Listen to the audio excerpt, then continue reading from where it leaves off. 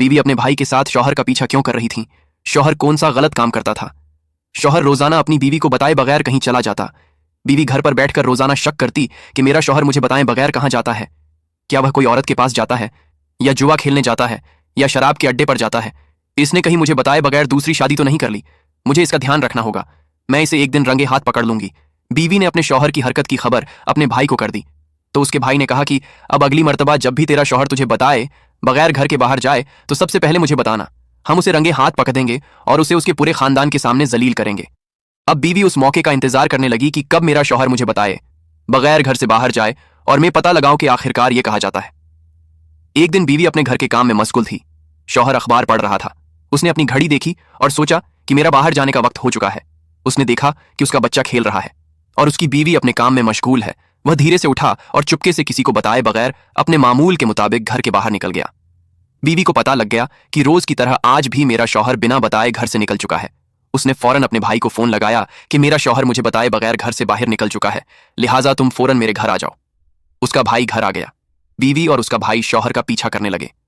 शौहर आगे पीछे देखते हुए आगे जा रहा था कि कोई उसे देख तो नहीं रहा, और पीछे पीछे उसकी बीवी और बीवी का भाई छुपते हुए उसका पीछा कर रहे थे। लेकिन शौहर को इसका इल्म नहीं था। शौहर रास्ते में किसी दुकान के पास रुका और दुकान से कुछ सामान खरीदा और आगे पीछे देखते हुए तेजी के साथ चलने लगा। चलते चलते गांव के आखिरी इलाके में पहुंच गया। वहां एक छोटा सा घर या झोपड़ी थी, उसमें चला गया। पीछे उसकी बीवी और उसका भाई सोचने लगे कि आखिर ये इधर क्या करने आया है और इस छोटे से घर में क्या करने गया है। वो उस घर के बाहर से उस पर नजर रखने लगे। इन दोनों ने देखा कि उस टूट-मुते घर के अंदर एक नाबीना मां थी और उसकी एक बच्ची थी और घर में एक बकरी थी। वह शौहर घर में गया और घर की अच्छे तरीके से साफ सफाई करने लगा। घर के बर्तन साफ करने लगा। उसके बाद उस बच्ची के साथ खेलने लगा। काफी देर खेलने के बाद उसने घर में जो बकरी का दूध निकाला और उस नाबिना औरत से कहने लगा कि यह दूध पतीले में रख दिया है, दूध वाला जब आए तो उसे दे देना।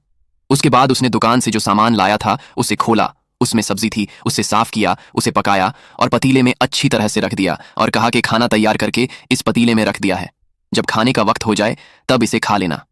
उसके बाद वह फिर बच्ची के साथ खेलने लगा और अलविदा कहते हुए वहां से चला गया। घर के बाहर खड़ी उसकी बीवी और उसका भाई यह सारा मंजर देख रहे थे और सोच रहे थे कि मैं मेरे शौहर के बारे में क्या क्या सोच रही थी और वह क्या कर रहा है। शौहर के जाने के बाद वह दोनों अंदर गए और उस औरत से पूछा कि आप कौन हैं? तो उस औरत ने कहा कि मैं बेवा औरत हूं और यह मेरी बेटी है। आगे पूछा कि अभी जो शख्स था वह कौन था? तो उस औरत ने कहा कि वह शख्स अपने आप को नबी का गुलाम बताता है। एक रोज उसने मेरी बच्ची को सड़क के किनारे रोते हुए पाया था। उस वक्त उसने मेरी बच्ची को खाना खिलाया था और फिर उसे मेरे घर लेकर आया था और हमारे घर की हालत देखकर वो बहुत गमजदा हुआ था। तब से लेकर आज तक वह रोजाना हमारे घर आता है।